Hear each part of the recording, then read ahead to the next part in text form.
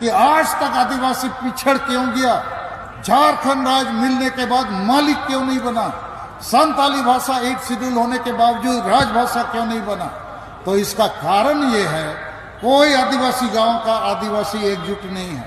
हर आदिवासी गांव में क्या है, नशापान, अंधविश्वास, डायन प्रथा, ईर्ष्या द्वेष, महिला विरोधी मानसिकता, वोट को हाड़ियां दारू चकना में बेचना और धर्मांतरण चल रहा है और राजतांत्रिक स्वशासन व्यवस्था।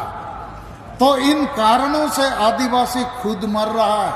हम लोग बोलते हैं दिकू लोग मार रहा है, अरे आदिवासी नेता है दिकू से बढ़कर दिकू बना हुआ, यही लोग आदिवासी को मारने का काम कर रहा है। इसका उल्टा उदाहरण महाराष्ट्र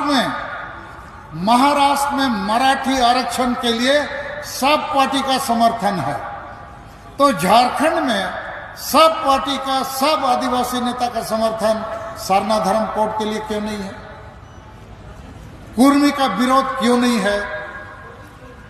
CNTSPD कानून हमारा है, बिरसा मुंडा सिद्धू मुर्मू के नेतृत्व में अंग्रेजों के साथ महान युद्ध हुआ और अंग्रेज को भी मानना पड़ा कि आदिवासी का जमीन जंगल नहीं ले सकते हो, लेकिन आज धड़ल्ले से लूट रहा है।